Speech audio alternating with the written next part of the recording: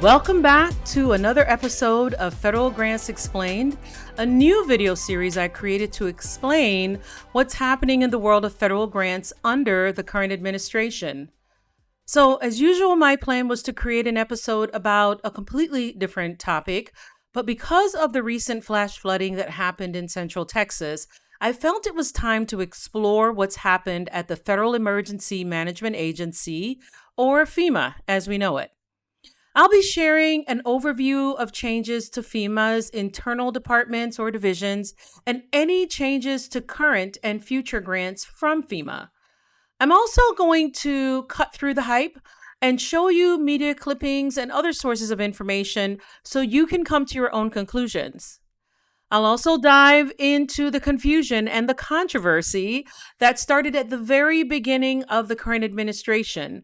You know, the rumor that FEMA funds that were intended for Hurricane Helene disaster relief were being used to place migrants in fancy hotels. Remember that rumor? That rumor. I'm also asking you to stick around till the end for a snippet of what's planned for or what has already happened to the National Oceanic and Atmospheric Administration, or NOAA, the parent agency of the National Weather Service and the National Weather Service itself. If this is your first time here, my name is Patrice Davis. On this channel, my goal is to shed light on what's happening with federal grant funding under the current administration, as I mentioned earlier. I'm going to be covering funding freezes, grant cancellations, agency changes and shutdowns, and how the federal workforce reduction will impact how grants are announced, awarded, and monitored by federal officials. When possible, I'll also feature guests such as former federal employees and other consultants. If this is a topic you find interesting and valuable, please subscribe so you know when the next video is published. In addition to subscribing, please hit that notification bell and share this video with as many people as you can within your organization or your professional association, folks that you know will find this information helpful. So I do want to take a moment to thank all of you who have subscribed and shared our videos with your colleagues and friends. Thank you, thank you, thank you. For those of you who have not subscribed, it only takes one click to subscribe and another to turn on notifications by clicking that notification bell. I do also want to let you know that I create these videos without the help of AI, so more people are aware of how federal grants benefit organizations, communities, and people. Yes, much of this information that I share can be found online, but I carefully stitch together the details and add my perspective based on years of being a federal grant consultant, a nonprofit executive, and a university research manager to reveal the whole picture and to bring you clarity without the sound bites. I like that. I think that's going to be our new tagline, clarity without the sound bites. So just a little bit more about me. I'm a former federal employee and I'm the founder of GrantsWorks Consulting and GrantsWorks Academy. I'm a grant consultant who specializes in federal grants.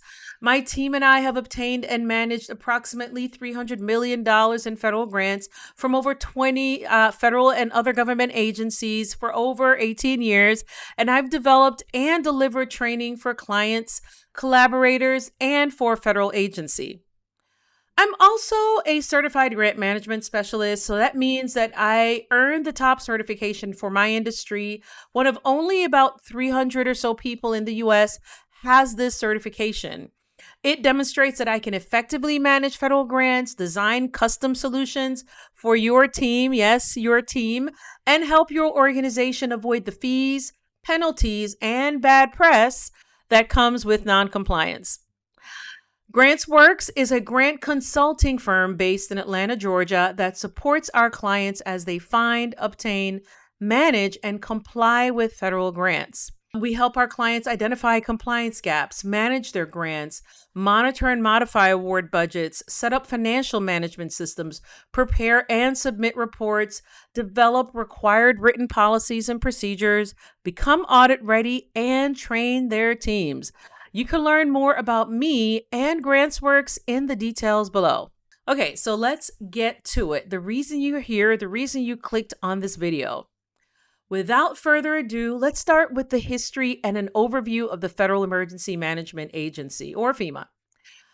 1803, yeah, we're going back there, 1803, but we're going to go through this very quickly. What I want you to listen for is, as I'm describing the laws that are passed, you'll see how the newest law tried to address issues or discrepancies that existed in the agency that were identified as a result of what was missing from, again, a previous law. So if you could just listen to some of the improvements that Congress tried to make over time, and it's just a really interesting sort of evolution of the different laws that apply to disaster response in our country. So let's keep going. 1803 was the first time that Congress provided disaster relief. It was provided to affected merchants in Portsmouth, New Hampshire, to provide relief after a huge fire destroyed large areas of the city seaport. The relief was provided in the form of suspended bond payments for several months. Then between 1803 and 1949, there were over 100 laws created specifically to address natural disasters. Then 1950, the Federal Disaster Relief Act was passed that has enabled a state government to request federal assistance through the president.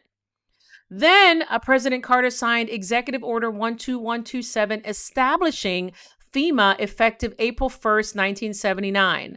And then a few months later, in July of 1979, he gave the agency the dual mission of emergency management and civil defense. So that's kind of interesting. By 1988, the Stafford Act amended the Disaster Relief Act of 1974 and expanded the agency's scope and provided it with a clear direction for emergency management and its current statutory framework for disaster response and recovery through presidential disaster declarations. By 2002, a few months after 9/11, President George W. Bush signed the Homeland Security Act, creating the U.S. Department of Homeland Security, or DHS. It was created on March 1st, 2003, and it united FEMA and 21 other organizations. Then in 2006, the Post-Katrina Emergency Management Reform Act was passed to make FEMA a distinct agency within the DHS, defined its mission, and designated the FEMA administrator as the principal advisor to the president for all emergency management matters.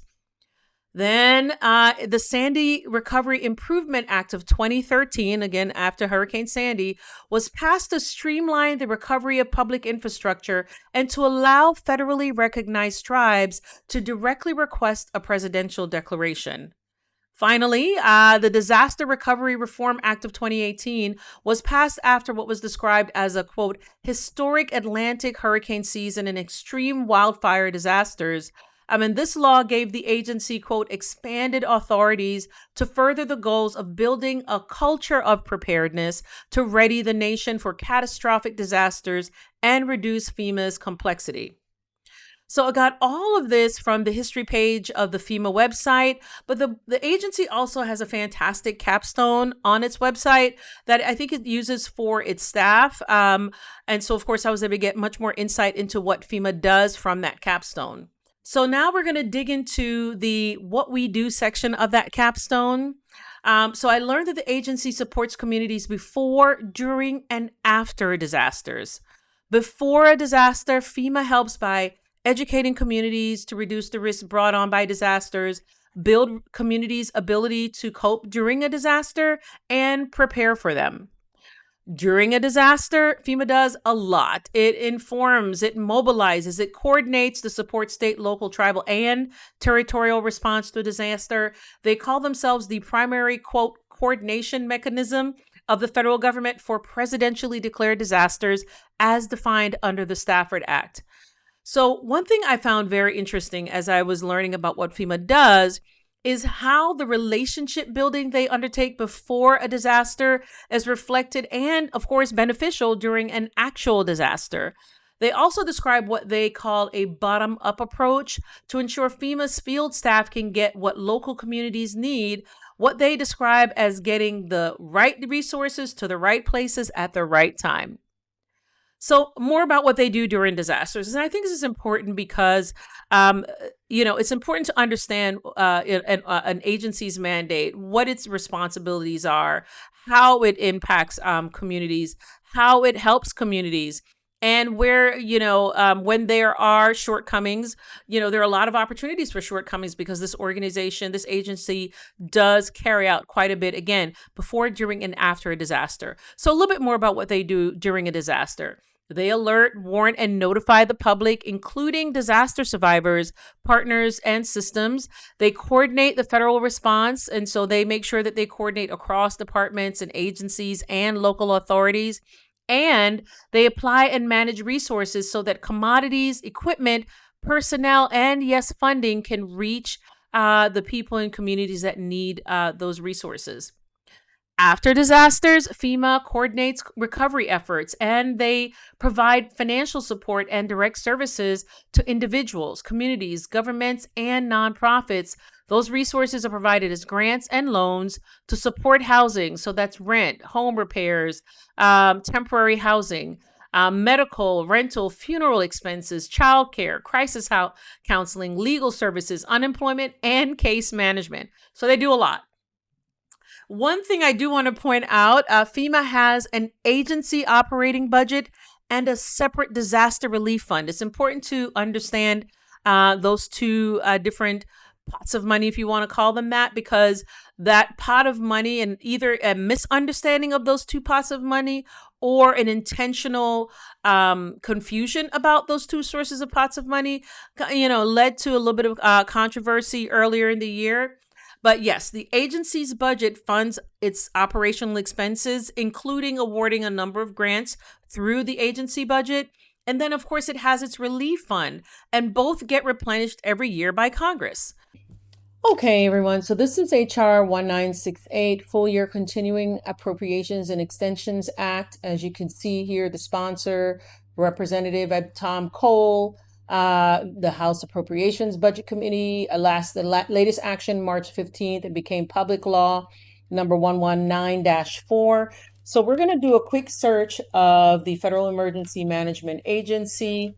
Let's see if it'll allow me to do that. Good. And let's go straight there. All right. So Title 7 of this bill, Department of Homeland Security, you'll see, notwithstanding Section 1101, the level of the following accounts shall be as follows. 9.9 billion. All right, 9 million. I just want to make sure, am I doing this right? Yes, 9.9 billion for the U.S. Immigration and Customs Enforcement operations and support.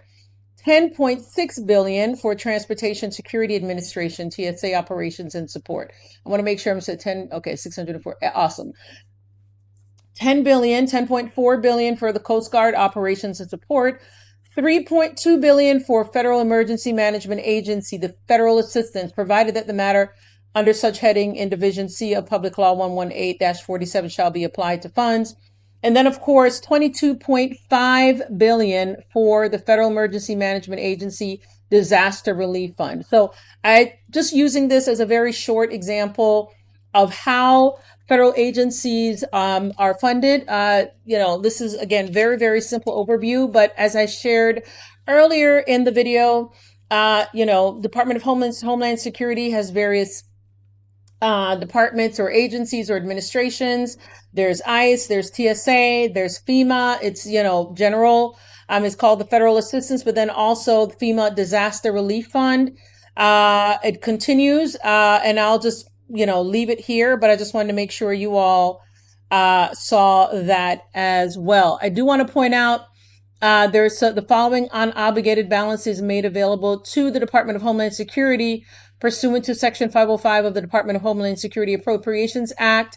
So there's 500 and a certain amount was rescinded, 550,000 from the Office of the Secretary and Executive Management, 1.4 million from Management Directorate Operations and Support, 1.3 million from the Intelligence Analysis and Situational Awareness Operations and Support. That's interesting. I've got to dig into that some more. 102,000 from the Office of Inspector General. You guys may remember I've talked about that quite a bit. 15.8 million from TSA Operations and Support.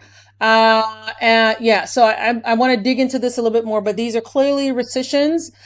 4.3 billion, 4.3 million from cybersecurity and infrastructure security, 1.7 million from FEMA operations and support, 2.5 million from U.S. citizenship, basically citizenship and immigration services, operations and support, and it goes on. Yeah, so just wanted to show this to you all so you can take a look at this. Go to congress.gov, look up the law that I just mentioned. It was you can take a look at it, and then you can see for yourself. So FEMA assistance is used for reimbursing governments for debris removal, rebuilding roads, public buildings, giving one-time payments for emergency needs to individuals. And they also have companies that they hire and pay to provide tarps and to conduct search and rescue efforts. So I wanted to show an org chart of FEMA. I know this is from 2020. A lot has happened since then. But I did want to just show you what FEMA looked like when it was fully staffed up and all the departments and divisions were in place. I have no idea what they look like now, but I did want to give you some insight into the U.S. Department of Homeland Security / FEMA, Federal Emergency Management Agency. As you can see, FEMA has 10 regional offices, or did have 10 regional offices. I'm not sure what it is now. And of course, it has various offices. You have the Office of Professional Responsibility, which of course has the Office of Chief Counsel and the Center for Faith and Opportunity Initiatives, the Office of the Administrator. From there are offshoots around equal rights, external affairs, national capital regional coordination, very important, Office of Policy and Program Analysis, Office of the CFO, and Office of the COO's office, Office of Resilience, and national preparedness, and then grant programs, Office of Response and Recovery, U.S. Fire Administration, Mission Support. Part of the reason I wanted to show this was because it's important, I think, for people to remember that the employees of the federal government are some of the smartest, sharpest people in the world and in their industries. These, I believe that there's a stereotype of federal employees, and that stereotype, I think, is part of the reason why it's easy and politically expedient for politicians to talk about cutting federal jobs, because people did not understand, probably until recently, once they saw all the jobs cuts that were happening in their communities and in their states. They did not understand some of the top scientists in the world work for the federal government. Some of the top, in this case, emergency management professionals work at FEMA. Some of the top policy people work at FEMA. You've got, so I just wanted to make sure that everybody understands that each one of these offices represents, professionals, that are at the top of their field, that are doing amazing work. And responding to emergencies and natural disasters in the country. Yes, there is, of course, waste, as there's waste even in the private sector. Yes, there are likely people who are, maybe not as effective or efficient at their job, just like in the private sector. But I do think it's important for everyone to see, the structure of the organization. I do plan on doing a comparison of sorts. If I can find what FEMA looks like in 2025, I'm going to see if I can pull that up to share that with you guys as well. FEMA has a grant called the Shelter and Services Program that reimburses cities, towns, and organizations for immigration-related expenses. So this is all probably starting to sound familiar for those of you who may remember this news from earlier in the year. That grant comes from funding from Congress for specifically the Customs and Border Protection Division. It is not sourced from the Disaster Relief Fund. So FEMA gets the funding. FEMA then actually, the funding is actually sent to FEMA's Customs and Border Protection Division or department. And then that division or department is the one with the Shelter and Services Program that is awarded to cities and towns and organizations as grants. Okay. Two critical details I also want to point out. Funds from that aforementioned Shelter and Services Program is actually now being used to construct the immigration detention facility in the Florida Everglades, the one that, everyone calls Alligator Alcatraz. So they've redirected the purposes of those funds to build that immigration detention facility in Florida. And then the second thing I think it's important for you to know is that DHS accounted for only 1.3% of all federal spending in fiscal year 2024, according to the Office of Management and Budget. And again, the Office of Management and Budget is an office within the Executive Office of the President. Okay, so that's what I hope is a good summary of FEMA's history and what it does, and where it sits in terms of how much of federal spending is actually from FEMA. So now I'm going to go on to talk a little bit about the controversy that some politicians use to, I'll use the word shroud the facts. So you all remember Hurricane Helene that happened in September 2024. It was a Category 4 hurricane that hit the southeastern United States. So that's North Carolina, South Carolina, Tennessee, Kentucky, Virginia, West Virginia, and all of what's considered Southern Appalachia. North Carolina was hit the hardest, with 43 dying in or from that storm. The storm caused floods, mud flows, piles of debris, and roads and power lines were destroyed. Across the Southeast, actually, approximately 225 people were reported dead from the hurricane, with hundreds more missing. So North Carolina, one of the most critical swing states during the 2024 election, was hit hard by the hurricane. It hit in September 2024, just a few weeks from that national election in early November. And once Hurricane Helene hit and FEMA went in to, provide services, it received a lot of criticism, and it came from all corners. The Republican candidate, now President Trump, questioned FEMA's response and started spreading information that the funding was going to migrants or foreign wars, such as funding going to Israel and Ukraine. Around the same time, then Secretary of U.S. Homeland Security, Secretary Alejandro Mayorkas, said that FEMA was short of cash for the rest of the hurricane season. So all of this was coming out around the same time. It was also then that candidate Trump and his allies, quote, expressed outrage, as one article described it. And they used that, expressed outrage to spread news that DHS had spent over $640 million to house migrants. And so the point they were making is hundreds of millions of dollars were going to migrants instead of going to help people in North Carolina and other communities impacted by Hurricane Helene. Of course, the previous administration, the Biden administration, quickly pointed out that the funding for migrant housing was an entirely different funding program and completely disconnected from disaster relief. Hey, y'all. So this is another quick video just shining some light on how falsehoods, can be problematic. The population doesn't know what to believe.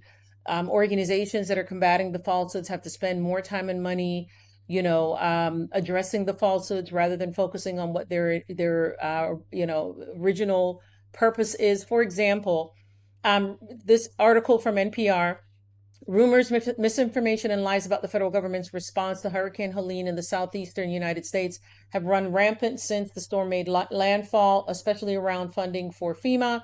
The claims have been so widespread that FEMA set up a response page to debunk many falsehoods around how disaster funding works and what the agency's response has been.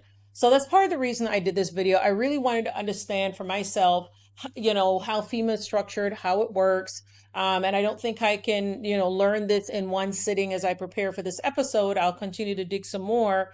But I'm hoping that this video does kind of piece together some of the misunderstandings about what FEMA does and how it operates before, during, and after a disaster. It says, as of Sunday, FEMA says it has provided more than $137 million assistance to 6 states in the Southeast, including 7,000 federal personnel, nearly 15 million meals, 14 million liters of water, 157 generators, and more than 500,000 tarps. And it says that they've actually rescued about 3,000 North Carolina residents, and it goes on and on and on. So what what was being the information or the misinformation that was being shared in September and October, week following up to the election, was that FEMA was sending funding, to immigrants and to, foreign wars. And again, as I just showed in the other video, when FEMA gets funding, and when any agency gets funding, it's typically appropriated to that specific agency as for a specific purpose. And so the U.S. Department of Defense isn't going to take money out of FEMA's pot of money to send, money to Ukraine, or equipment to Ukraine. For those of you who are listening, that you can tell me otherwise, please, share that with me and share the evidence. But knowing, what I know about congressional appropriations, and I still have quite a bit to learn, that's not how it works. But if you have a population that no longer has to take civics classes, all 12 years of school, and they may not be aware of how federal agencies are funded, then it's easy to steer them down a path that, again, doesn't rely or isn't based on truth. So that's it. I just wanted to record this video, and hopefully some of this is helping.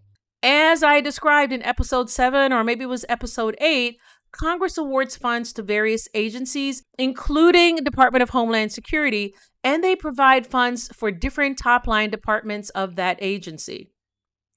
But it seems the goal during a highly charged political season was to connect FEMA's disaster relief efforts for Hurricane Helene and the images of destruction. Guys, I cannot stress to you how, and I know you all know this, images really can move things, right? So the images of destruction from the storm and people's real lived experiences with lost homes or even lives lost were being used to manipulate, let's say, the population and cause more confusion around the very politically charged topic of immigration.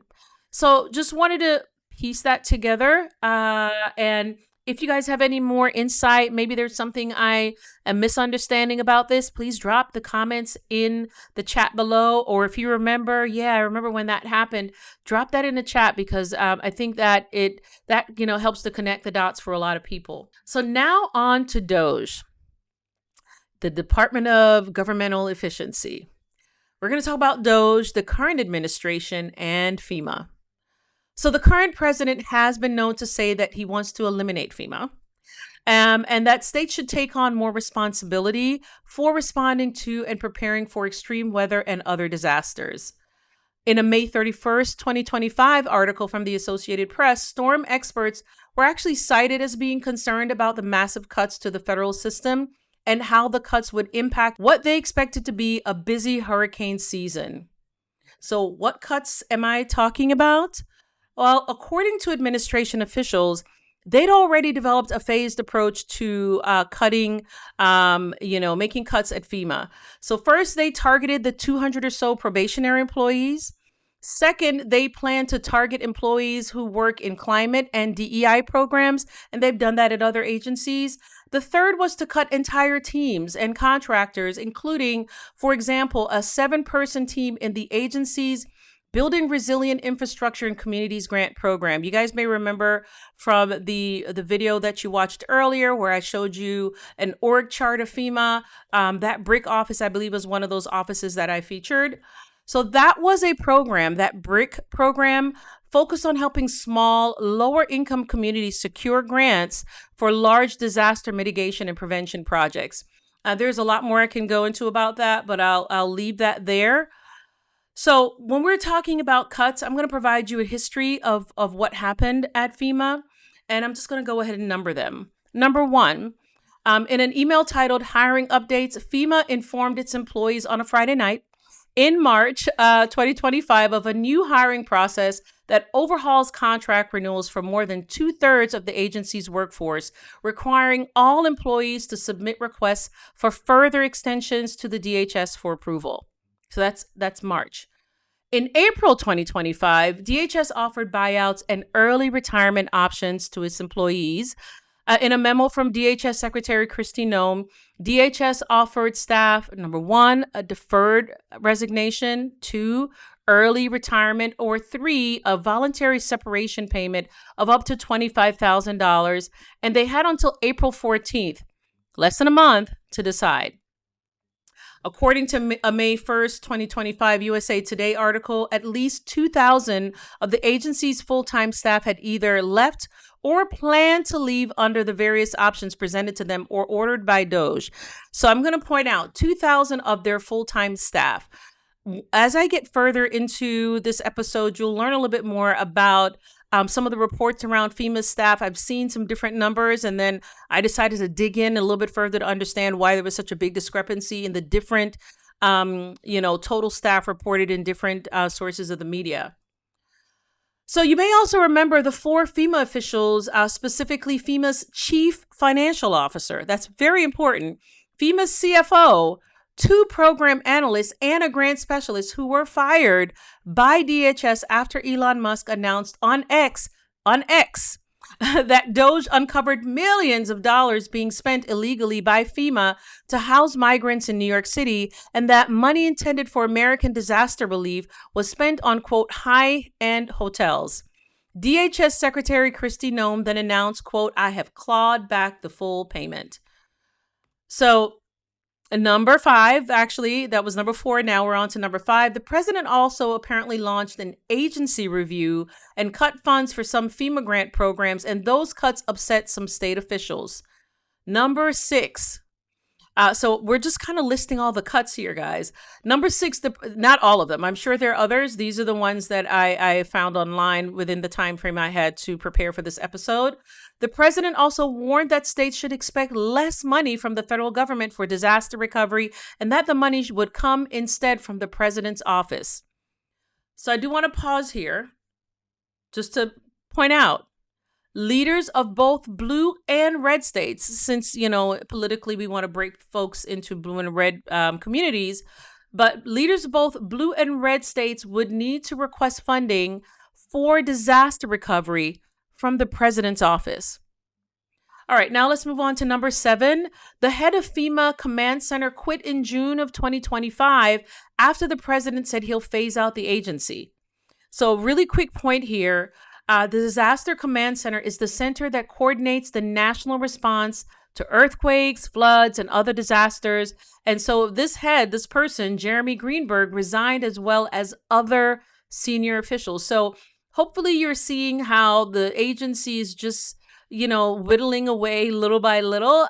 Staff, senior officials within the organization, funding, grant funding, program offices, and now, of course, here these several offices related to civil rights. So the following three offices that oversee civil rights were cut, and they are: one, the Office for Civil Rights and Civil Liberties; two, the Office of the Immigration Detention Ombudsman; and three, the Office of the Citizenship and Immigration Services Ombudsman.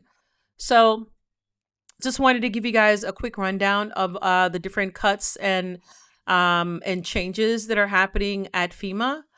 I do want to be clear that FEMA does and has hired local residents as temporary workers to support recovery. So that number cited for its workforce, again, I've seen a number as high as 20,000, but that number actually includes intermittent and contractor workers, and that's the majority of its workforce. So just want to point that out. Another third of its staff are, quote, reservists, who are temporary on-call workers who deploy to disasters. And then another large number of its workforce are part of the agency's CORE, C-O-R-E program. I'm not sure what that acronym stands for. And those are people who work for 2 to 4 years to manage caseloads and oversee public assistance grant programs. So again, anyone listening, if you want to shed a little bit more light on the different types of staff that FEMA has, please drop them in the chat. Anything that you can share, of course, to help us shed light on what's happening at FEMA. But wait, there's more.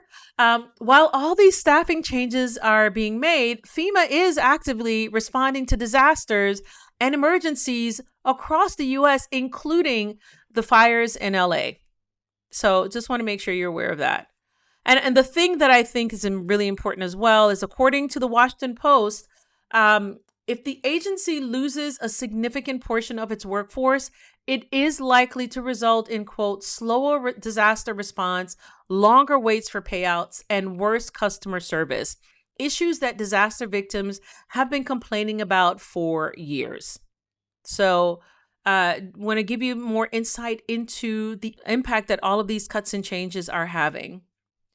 So if you're wondering why some politicians and think tanks want to get rid of FEMA, well, critics of the agency believe that FEMA has too many responsibilities and agencies under its framework, and that the federal government's role should be diminished. Those were actually the words of Senator James Langford of Oklahoma. He went on to say that the federal government's labyrinthine disaster response and recovery programs haven't undergone the necessary scrutiny to assess its effectiveness, and that the president's review council will be beneficial. You may remember a few minutes ago I mentioned that the president has announced a review council. In fact, in 2012, just to give you some history, a little bit more history on how Congress has tried to limit FEMA's work by cutting its budget. For example, in 2012, Republicans tried to cut FEMA funding by 55% compared to 2011 levels. So they wanted to cut their budget by 55% compared to the previous year, and then by 70% when you compare that to 2010. So they really been, trying to minimize, FEMA's work and FEMA's role by, cutting its budget. And now it seems they have the opportunity to do exactly that. Presidential candidate Ron Paul said FEMA should be destroyed, and the Libertarian Cato Institute said FEMA should be abolished, and its position was that, quote, by using taxpayer dollars to provide disaster relief and subsidize insurance, FEMA itself encourages Americans to build in disaster-prone areas and make the rest of us pick up the tab for those risky decisions. And I'll leave that there. Essentially, there are those who believe FEMA should be eliminated because of their fundamental belief that the federal government should be smaller, and they believe that instead of improving the agency, it should be dismantled altogether. Hopefully that gives you some insight into why some folks are opposed to FEMA existing as it's currently structured, or their beliefs for why the agency should be dismantled. So now we're going to talk a little bit about the impact all of these changes are having on federal grants. As I mentioned before, FEMA's core CORE staff are some of the workers who oversee public assistance grants. For example, if a community applies for federal funds to reimburse it for rebuilding roads or schools and other infrastructure, it's the core staff that oversee these programs. I do want to provide also a quick rundown of FEMA grant funding over the past 2 to 3 fiscal years. So far in fiscal year 2025, which ends September 30th, 2025, FEMA has awarded 2,197 grants, with the highest going to, I'm smiling before I say this, Puerto Rico, U.S. Virgin Islands, New York, California, and then Texas. In fiscal year 2024, FEMA awarded 7,390 grants, with the largest going to the same top recipients: Puerto Rico, U.S. Virgin Islands, New York, California, and Texas. In fiscal year 2023, FEMA awarded 9,233 grants, again, with the highest going to the same top recipients. So we have 2.5 months left in the current fiscal year 2025, with less than 50% of the grants awarded when you compare them to fiscal year 2024. Here's some additional insight. In the early days of the current administration, FEMA grant and other funds were paused for reasons that were either, some sites said they were political or due to a lack of information of what FEMA actually does. In fact, a New York Times article summarized some of the programs and projects that were at a standstill due to DOGE freezing FEMA funds, including a North Carolina college that was damaged by Hurricane Helene. They couldn't access the FEMA grant funding they were supposed to receive. a Florida nonprofit impacted by Hurricane Ian, a Hawaii group that was close to eliminated workers that helped survivors of the Lahaina fire. And of course, who can forget the $80 million clawback? That's what that was called, a clawback.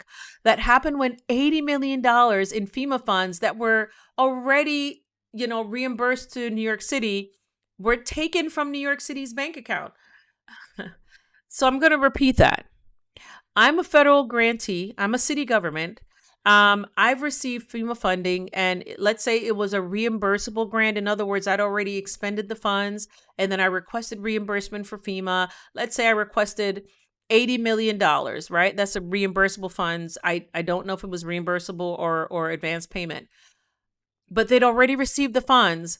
DOJ withdrew the money from New York City's bank account. Because of what they called, quote, the feud with the Trump administration. Again, this was not accurate information, the information where they said that the city was trying to use the federal funds to house migrants, not accurate information. And I did actually, go into much more detail about this in episode 3, which I'll link below. And I do also want to point out that as a federal grant consultant, it's easy for me to find out the source of the funds to New York City, and I already did. So just wanted to give you guys some more insight on that. So, FEMA does have other grant programs. It awards grants to help pay for projects such as drainage projects, tornado shelters, elevating flood-prone homes, land use planning and codes. If you go to their grants page, they summarize some of their other grants. They provide preparedness grants, hazard mitigation grants, emergency food and shelter program grants, the National Dam Safety Program State Assistance Grant, and then there's the Next Generation Warning System Grant. There's a really interesting story about this particular grant program. Apparently, as of April 2025, FEMA finally released its hold on funds from this particular grant program. FEMA had apparently placed a 65-day pause on its reimbursements.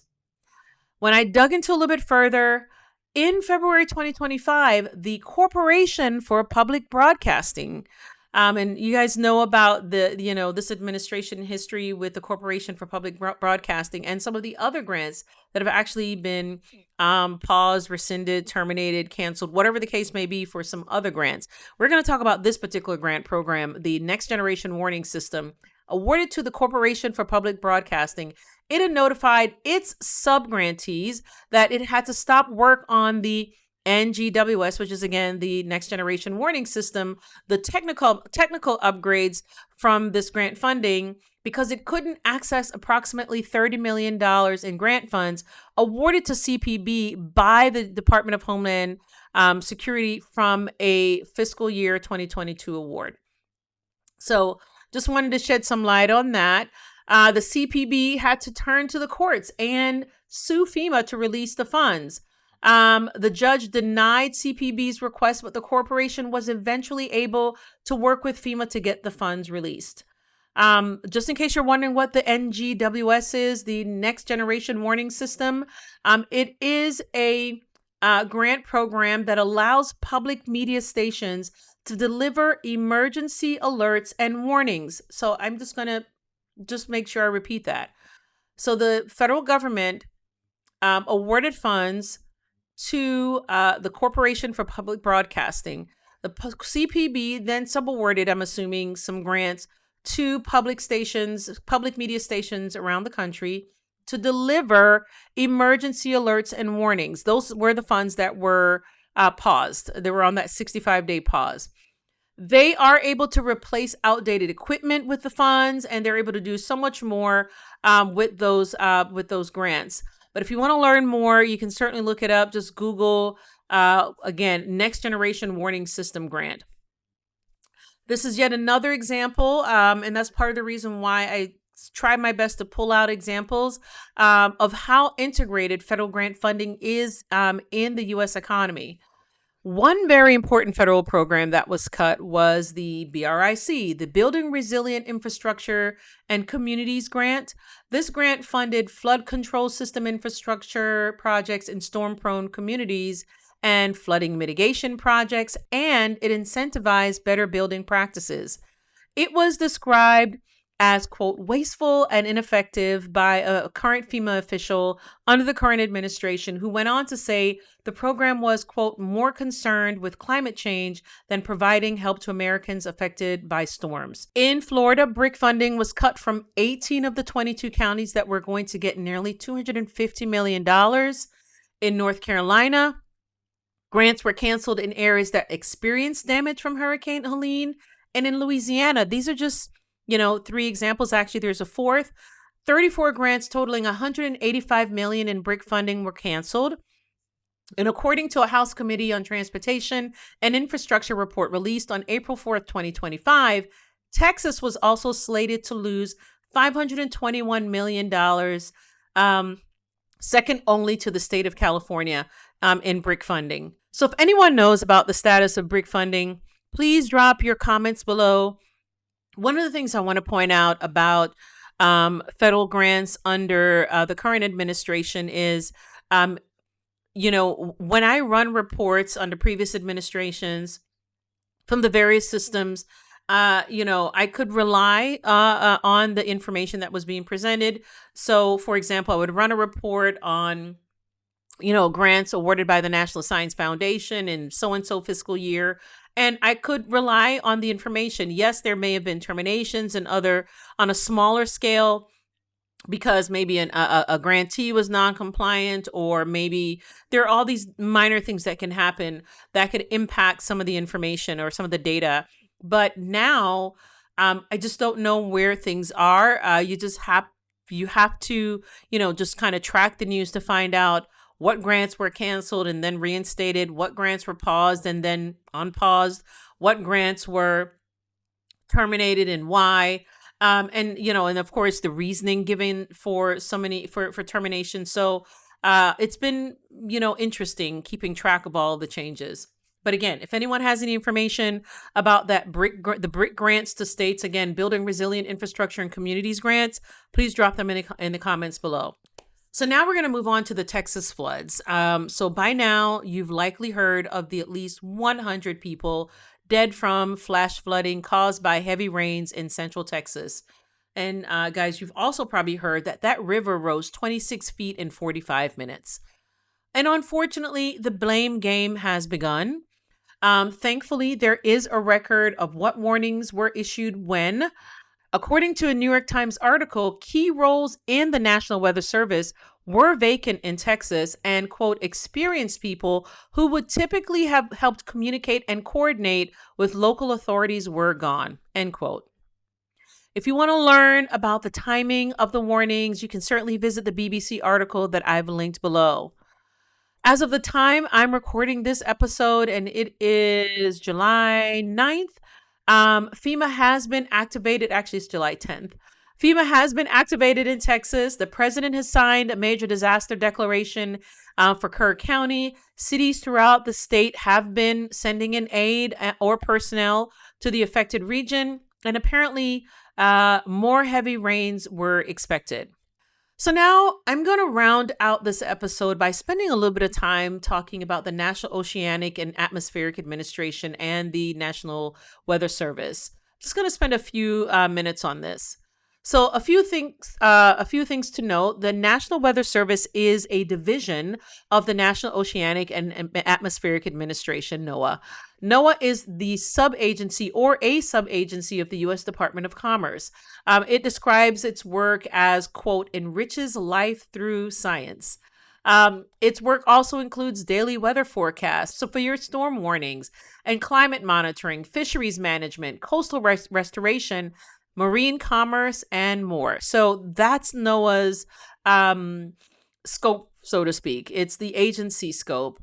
Its mission, however, is to better understand our natural world and help protect its precious resources. Now, when you think about NOAA's mission and its, the scope of the agency, you can probably understand why, it's certainly been a target of those who would want us to focus less on, the benefits of our natural resources. So just wanted to, connect the dots there. So NOAA fired hundreds of probationary employees in February 2025. Then another 1,000 left the agency after they accepted the deferred resignation program or early retirement or the voluntary separation incentive payments. In addition, according to the Federal News Network, it plans to cut 17% of its workforce, and that's from 12,000 full-time staff down to about 10,000. I also shared in episode 7 that the current administration plans to cut a quarter of the agency's budget, including climate research grants, because it believes the agency, quote, consistently funded efforts to radicalize students against markets and spread environmental alarmism. As of June 2025, the National Weather Service had cut about 600 employees. Many were veteran workers, people that have been there for a long time, people with institutional knowledge, right?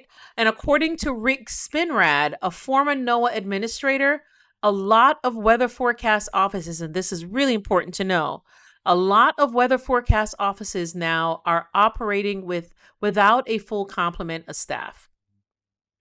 And I'll leave it there. So that's the end of this episode of Federal Grants Explained. If you found this video valuable, please do 3 things. Press the like button, subscribe, and share it with your friends and colleagues. If you'd like to help the victims of the Texas flooding, according to a July 6th article in the Democrat and Chronicle, you can send donations to the following organizations. 1, Community Foundation of Texas Hill County. 2, the Salvation Army World Central Kitchen, and 3, the American Red Cross Mobilizing Aid. These are not my recommendations, but I did want to at least include them as a resource in the video description below. So again, you can easily link from those resources and donate if you'd like. If there's a particular topic you'd like me to cover or something you'd like to add that I didn't cover, or even something I misreported or misrepresented, please drop it in the comments. I am open to, and I do read your feedback and I do respond. So definitely want to make sure that we can add some clarity wherever clarity is needed. Also, I do ask you to check out the links in the description below to learn about GrantsWorks and GrantsWorks Academy, including the Federal Grant Funding and Management Training Series. As a reminder, this training helps you better understand federal grants, how they're awarded, about some of the systems used by federal agencies and federal grantees, and about grantees' audit, reporting, record retention, monitoring, and budgetary responsibilities. I also linked to some of the resources and articles I used to prepare for this episode, so you can check them out for yourself. You do a little bit of reading and digging on your own, again, to come to your own conclusions. Again, I'm Patrice Davis. Thanks for watching this episode of Federal Grants Explained. Until the next video, goodbye.